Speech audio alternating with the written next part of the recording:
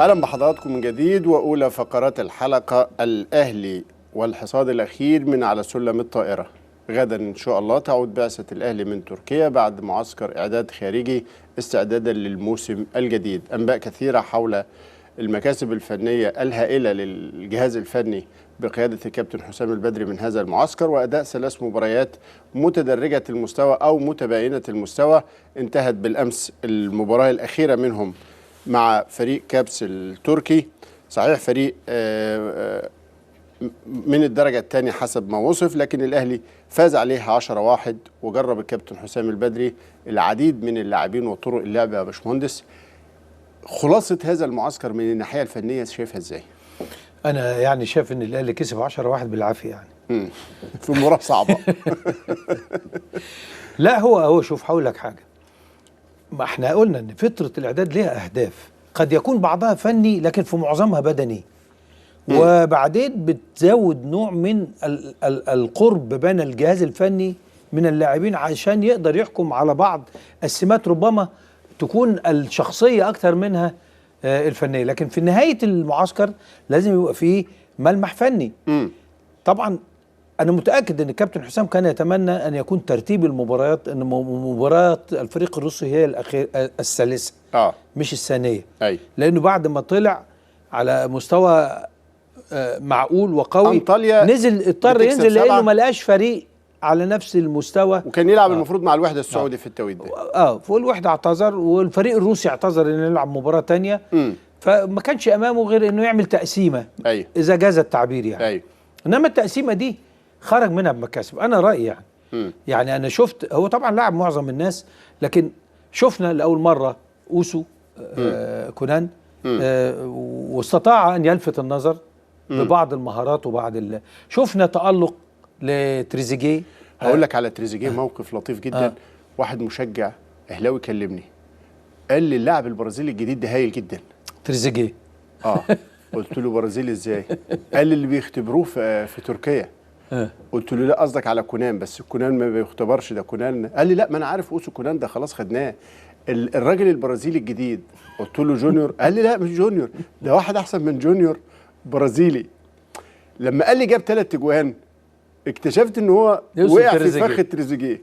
احمد حسن. طب ما تيجي نفهمه تريزيجيه دي جت منين؟ تريزيجيه ده لاعب فرنسي. وكان يعني ستايله كده زي محمود حسن. ولد 94 محمود مواليد 94 يعني 18 سنه. تحت 18 كمان. فده شيء رائع جدا ان يكون بهذه الشخصيه وهذا التميز. واللي فهمته كمان انا نفسي الكابتن حسام يجي يقول لنا هو بنفسه المكاسب اللي كسبها من هذا المعسكر، لان اللي اعرفه انه مبسوط من ادائه في التدريبات كمان. يقول لك الولد يعني مهتم جدا انه يطور نفسه، بيسمع الكلام. فاعتقد ان هو اداله فوق مساحه كبيره جدا. في المباريات الماضيه استطاع ان يكون عند حسن الظن. كمان يعني اعتقد انه بدأ يجرب الطريقة الجديدة اللي هو عايز يلعب بيها، اللي هي 4 في خط الظهر مش 5. ودي يمكن تكون ورا تفكيره في عناصر بسمات معينة في الدفاع. يعني الكلام على اوكا والكلام على ان هو عايز هذا لاعب عنده خبرة في هذا المكان. اعتقد ان ليها علاقه بالطريقه اللي عايز يثبتها ويلعب بيها، اللي هو مقتنع بيها من يوم ما جه. يعني الموقع الرسمي للنادي بيقول خلاص، الكابتن حسام البدري بيقول خلاص مع نهايه المعسكر هناك استقرار على طريقه 4-2-3-1، وهي احدى مشتقات 4-4-2، وهناك مشتقات اخرى سوف نتعامل معها وفقا لسير المباريات وظروف الفريق والعناصر الموجوده داخل الملعب. وقال إذا كان هناك استقرار على طريقة اللعب هل هناك استقرار على الأسماء التي سيتم قيدها في القائمة؟ قال تقريبا لقد حسمت الأمور بالنسبة للعديد من العناصر العائدة من الإعارة، وهناك آخرون ما زلنا بصدد دراسة موقفهم وفقا لاحتياجات الفريق، خاصة أن هناك لاعبين نتمنى ضمهم من الخارج ولكن لم يحدث هذا الأمر حتى الآن لأسباب مختلفة. وده اللي هنناقشه أكيد في فقرة الصفقات مع من لا يزال مهندس الصفقات. لكن خلينا دلوقتي في المعسكر. الأهلي لعب 3 مباريات ودية، فاز 7-0 على أنطاليا التركي، تعادل بدون أهداف مع أرينا الروسي، وفاز 10-1 على كابس التركي وهيرجع بكره ان شاء الله.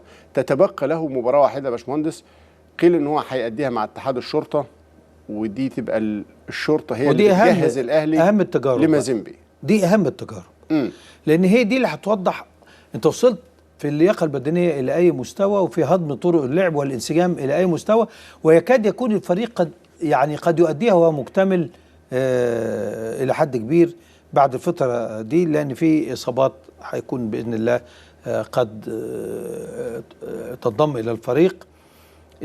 اعتقد ان تجربه اتحاد الشرطه هتبقى مهمه جدا باذن الله. محمد يوسف بيقول انه الانتظام والالتزام والانسجام 3 عوامل ادت لنجاح معسكر تركيا. دي بقت اخبار تقليديه، ان فريق النادي الاهلي يبقى منتظم وملتزم ومتحمس ومنضبط، كل دي حاجات كويسه. يعني حتى المشكله اللي تابعناها بشيء من القلق اللي كانت بين شكري ودومينيك، اعتقد الكابتن تعامل معاها، كابتن حسام تعامل معاها بحسم، خاصة انه مدير الكرة في ألمانيا، وكلام اذا تكرر هذا الامر كل واحد يتحمل مسؤوليته بقى. هو الموقع الرسمي للنادي بيقول ان حسام البدري وقع عقوبة بالخصم $2000 على دومينيك دي سيلفا مهاجم الفريق، وهدده بالاستبعاد النهائي من الأهلي في حال تكرار ما حدث منه، وذلك بعدما حاول الاشتباك مع زميله أحمد شكري على إثر كرة مشتركة في مران الفريق. ومن جانبه قدم دومينيك الاعتذار لكابتن حسام البدري ولزميله أحمد شكري ولكل اللاعبين عما بدر منه، مؤكدا أن مثل هذا التصرف لن يحدث منه مرة أخرى وأنه يحترم كل اللاعبين. وأنا بقول لك يعني أعتقد أن عندما يكون هذا الخروج من لاعب مهما كان حجمه، يعني دومينيك يصبح يعني النهارده مصنف واحد من نجوم الفريق ومن الناس العناصر اللي أصبح وجودها مهم، وإنما ان يعني يتلقى هذا التحذير، يعني الغرامه سيبك من الغرامه، لكن التحذير بالاستبعاد في حاله التكرار هذا حمايه للفريق وللاعب.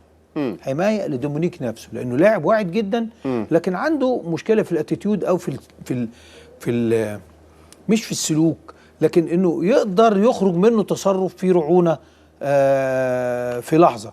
اهوج مندفع، مش بيبقى عصبي في لحظه كده، وهو انسان طيب جدا واللعيبه بتحبه جدا ودمس جدا، لكن في نوع من اللعيبه كده يعني هل ممكن يكون مضغوط عصبيا شويه؟ لانه الى حد كبير سيء الحظ، يعني قد يكون هذا، لكن هو طبعا بتبقى جزء من الشخصيه. والنضج بيجي منين بقى؟ انك تقدر تتغلب على عيوبك، ما تفهمهاش اللي قدامك. ما اصل عيب النمط ده من الناس، انك انت لو الناس فهمتك تبتدي تستفزك عشان تغلط، يبقوا بيتنبأوا بتصرفاتك. النضج انك انت ما تخليش حد تبقى عارف انه جاي يستفزك وتستفز، دي حاجه تبقى ما فيهاش نضج. فالنهارده اتمنى ان دومينيك لو نضج النضج الشخصي في الاتيتيود، في التوجه، في السلوك، اعتقد انه هيبقى لعيب كبير جدا لا ينقصه اي عنصر من عناصر كرة القدم، غير انه يبقى مسيطر على نفسه وعلى حلمه. لازم يبقى عنده حلم، عايز ابقى ايه، ما اكتفيش كده ان انا ابقى لعيب كويس وخلاص. يعني من ثمار هذا المعسكر الوقوف على حالة معظم اللاعبين، خاصة العائدين من الإعارة والصاعدين. ما اقدرش برضه اقول كده، او برضه يعني المعسكر هيديني مؤشرات، لكن ما يديكش قرار. انا ما لعبتش ماتشات تخليني تحت الضغط الحقيقي اعبر عن نفسي. طب ما انت مش هتلعب ماتشات الا الشرطه قبل ما تلعب مازيمبي. قد يكون الشرطه ما سيبك بقى من، ما هو انت هتلعب، قد يكون ماتش الشرطه مؤثر الى درجه كبيره. انا كنت اتمنى زي ما بقول لك ان يبقى في ماتش ثالث بقوه الماتش الروسي، لان كان هيساعد الكابتن حسام اكتر. لكن هو من خلال التدريب برضه يقدر يوصل لقناعات لرؤيه.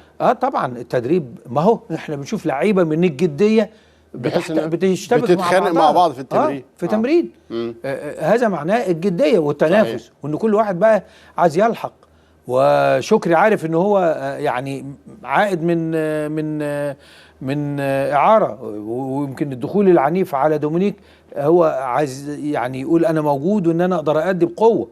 فكل ده الكابتن حسام قطعا متنبه له وهيساعده، لكن اعتقد انه هل بقى دي اللي هنشوفها، هل هيدي فرص كبيره للعناصر اللي عايز ياخد فيها قرار في ماتش الشرطه، ولا هيحاول يدي الفرصه الكبيره للعناصر اللي استقر عليها عشان مباراه مازيمبي؟ انا يتهيألي يعني الاقرب للمنطق انه يلعب مباراه الشرطه بحسابات مباراه مازيمبي، لانه انت بصدد حسابات الموسم المحلي الجديد.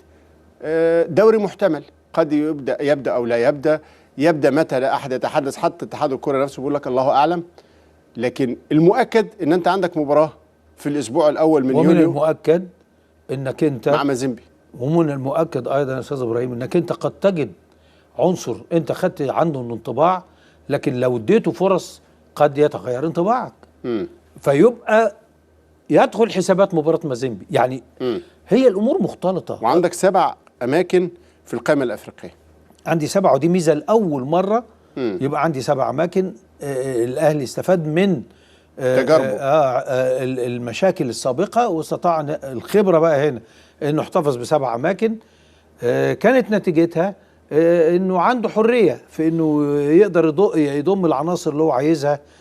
خصوصا انه هو يعني في ناس قد بتكونش موجوده من قياده افريقيه. فاعتقد ان معلش هو كابتن حسام ده قدره، جاء في توقيت مفيش فيه كوره، مفيش فيه انتظام.